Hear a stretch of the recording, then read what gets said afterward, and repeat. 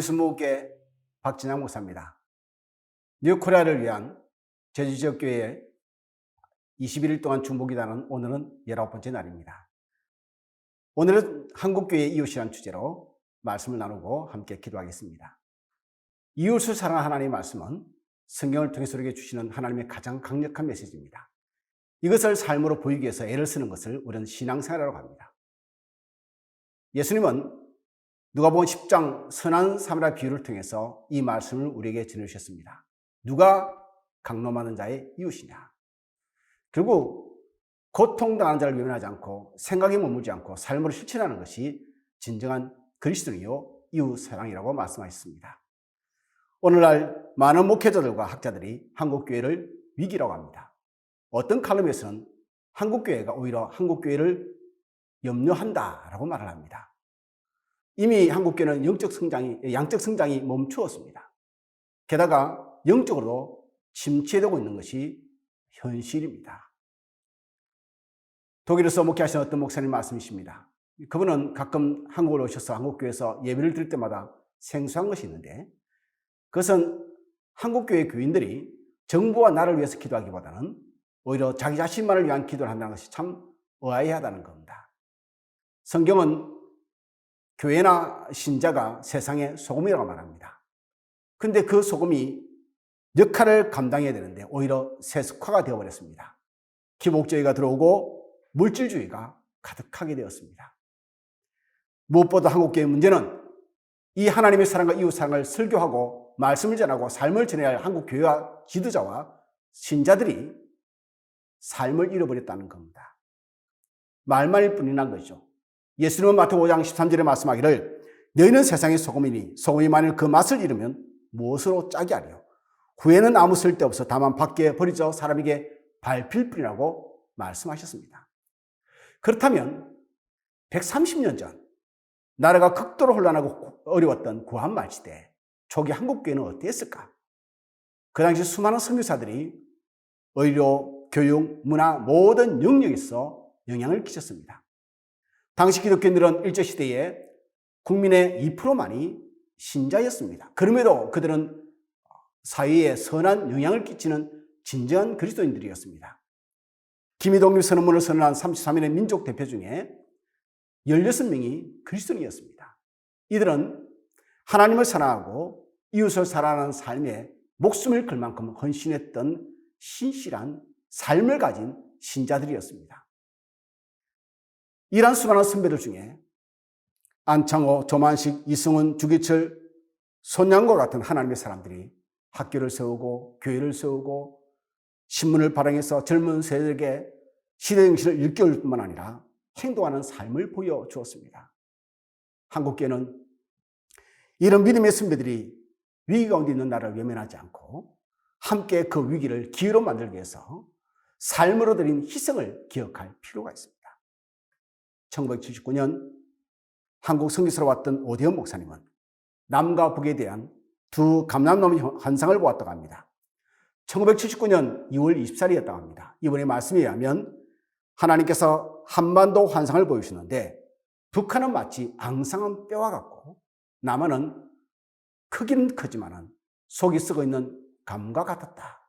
비무장지대는 먼지 구름으로 가득했다라고 말합니다. 그분은 이렇게 말씀하십니다. 남한은 많은 열매를 거두기는 하였지만 전 한반도, 특히 원수같이 여기는 북한을 위해서 중보기도하는 기도가 없어서 속이 썩어 들어가고 있다고 합니다. 북한은 앙상한 뼈와 같지만 이러한 상황을 두고 하나님의 뜻을 그의 전능하신 손에 이룰 줄 믿고 인식하며 한국교회는 강력하게 중보기도해야 한다고 우리에게 요청을 하기도 했습니다.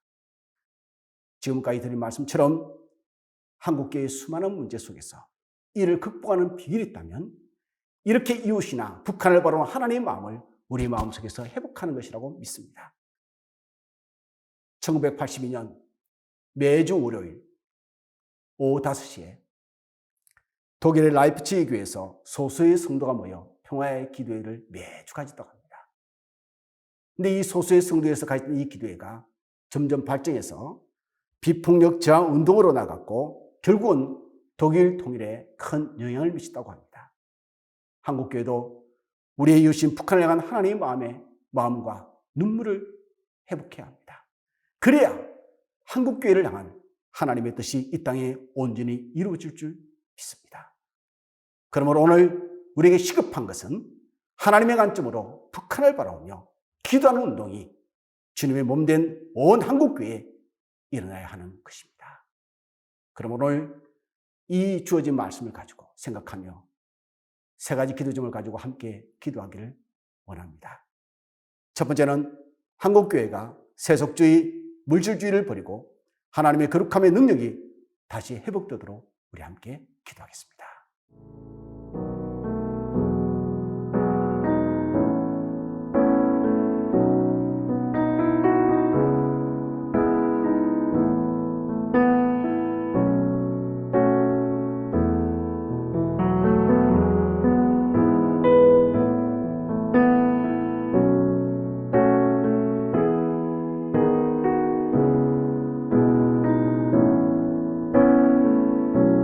두 번째는 한국교회가 북한을 사랑하시는 하나님의 마음이 회복할 수 있도록 함께 기도하겠습니다.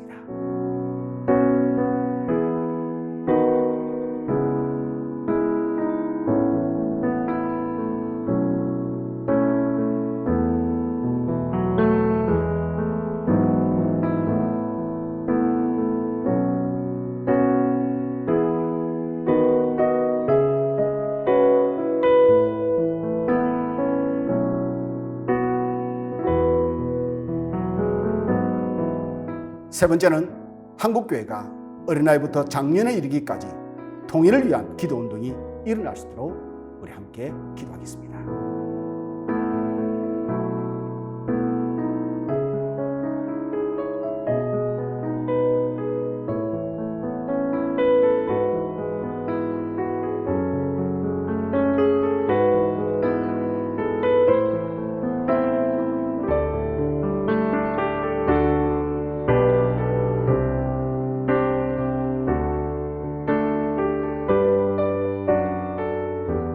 하나님, 우리의 마음에 하나님 마음을 회복시켜 주옵소서. 세속주의에 물드는 찌드는 마음을 성령의 불로 태워주시옵시고, 하나님, 우리의 마음에 하나님의 거룩한 마음을 담게 하시고, 한국교회에 하나님의 거룩한 능력이 다시 나타나 교회가 교회답게, 신자가 신답게 세워지는 은혜의 시간이 되게 축복하여 주옵소서. 세속주의, 물질주의를 버리게 하시고 한국교회가 분열이 일어나 이웃을 사랑하고 우리의 한국교회 이웃인 북한을 사랑하며 그들을 위해서 마음을 다해서 뜻을 다해서 하나님께 기도하는 한국교회가 되게 하여 주시옵소서. 한국교회가 어린아이부터 장년의 일까지 북한을 향한 뜨거운 마음을 다시 회복하게 하여 주옵시고, 기도가 평생 떠나지 않고 복음통이 이룰 때까지 행할 수 있도록 도와주시옵소서. 이것을 지속할 수 있도록 하나님의 능력을 더하여 주옵시고, 하나님, 목회자부터 모든 성도에 이르기까지 거룩한 마음 가운데 이 일을 감당케 하여 주옵소서. 예수님 이름으로 기도드립니다.